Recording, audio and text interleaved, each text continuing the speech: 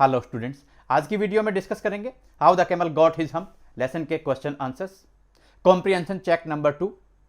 Total 4 questions हमने यहां discuss करने के लिए लिए हैं। रिटन फॉर्म में सभी क्वेश्चंस और उनके आंसर्स आपको आपकी अपनी वेबसाइट परीक्षासफलता.com पर मिल जाएंगे। बिल्कुल आसान से 4 क्वेश्चंस हम यहां डिस्कस करेंगे। क्वेश्चन नंबर 1 है, the camel was looking at his on reflection in the pool. Camel जो ऊंट था वो देख रहा था एट हिज ऑन रिफ्लेक्शन, अपनी खुद की परछाई को, इन द पूल, जो तालाब था उसमें या तालाब के पानी में ऊंट अपनी परछाई को देख रहा था। What does it suggest to you about the camel, और यह घटना आपको ऊंट के बारे में क्या सुझाती है, क्या बतलाती है? ऊंट के बारे में इस घटना से आपको क्या पता चलता है? It suggest that the camel was proud of his beautiful body.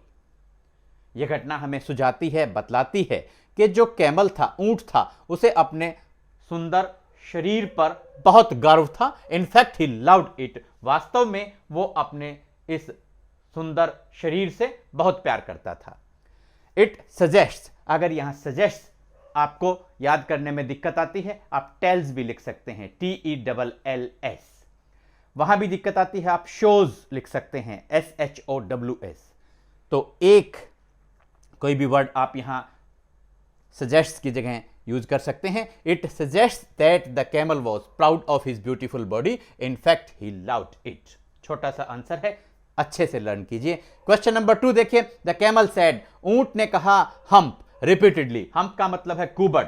ऊंट ने बार बार कहा हम्प हम्प, बार बार कहा। How did it affect him, उसके बार बार हम्प हम्प कहने का उस पर क्या प्रभाव पड़ा? द जिन रेज्ड, रेज का मतलब उभार देना, ऊंचा उठा देना, a big hump on the back of the camel. जिन ने ऊंट की पीठ के ऊपर एक ऊंचा सा कुबड़ उठा दिया, उभार दिया। And the camel got his hump, और इस प्रकार से ऊंट को अपना कुबड़ मिल गया। The djinn raised a big hump on the back of the camel and the camel got his hump. Question number 3 देखिए, what according to the djinn was the use of the hump. जिन के अनुसार hump का, कुबड़ का क्या use था, क्या प्रयोग था? The camel could store, store का मतलब भंडारण करना, इकट्ठा कर लेना, the food in his hump. जो ऊंट था वो अपने कुबड़ में ढेर सारा खाना इकट्ठा कर सकता था। And could work for many days without taking any food, और बगैर खाना खाए कई दिनों तक जो ऊंट है वो कार्य कर सकता था। The camel could store the food in his hump and could work for many days without taking any food। और जो ऊंट था वो बगैर खाना खाए कई दिनों तक लगातार निरंतर कार्य कर सकता था।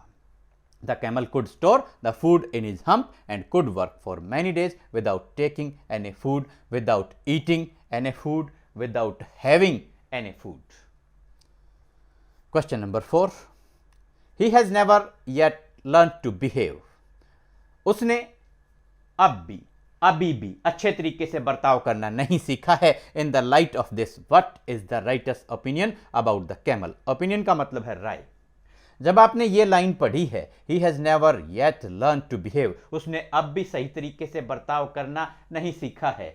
अगर राइटर ये कहते हैं, अगर लेखक ने ऐसा कहा है, तो ऊंट के बारे में लेखक की क्या राय है? In the light of this, इस लाइन को पढ़ने के बाद में आप क्या समझते हैं? लेखक की ऊंट के बारे में क्या राय है? The writer's opinion about the camel is that the camel has started doing his work but he is still very lazy and always unwilling to do work. Lazy का मतलब आलसी, अनविलिंग का मतलब अनिच्छा, इच्छा ना होना। स्टार्टेड का मतलब शुरू करना। लेखक का मानना है कि ऊंट ने काम करना, अपना काम करना, अपने जिम्मे का काम करना शुरू तो कर दिया है, but he is still very lazy, लेकिन वो अब भी स्टिल बहुत सुस्त है, लेजी है। And always unwilling to do work, और हमेशा काम करने की अनिच्छा उसमें रहती है, यानी कि हमेशा वो काम करके खुश नहीं होता है। and always unwilling to do work। दोबारा से आंसर देखिए, the writer's opinion about the camel is that the camel has started doing his work but he is still very lazy and always unwilling to do work. आप यहां that से भी start करके short अगर आपको answer करना है तो आप लिख सकते हैं that the camel has started doing his work but he is still very lazy. या तो आप यहां तक भी आंसर खत्म कर सकते हैं या आगे भी लिख सकते हैं and always unwilling to do work, लेकिन आपको हम सजेस्ट करेंगे आप कंप्लीट आंसर ही लिखें। केवल आप शॉर्ट आंसर तभी दें जब आपको पूरा कंप्लीट आंसर लर्न करने में कोई प्रॉब्लम होती हो, कोई दिक्कत आती हो। The writer's opinion about the camel is that the camel has started doing his work but he is still very lazy and always unwilling to do work. Students, उम्मीद करते हैं how the camel got his hump lesson के question answers की ये volume number 2 थी। ये सारे के सारे क्वेश्चंस और उनके आंसर्स आपको अच्छे से समझ में आए होंगे। आपके नेक्स्ट लेसन के क्वेश्चन आंसर्स के साथ आपसे फिर होगी मुलाकात। Thanks, have a nice day.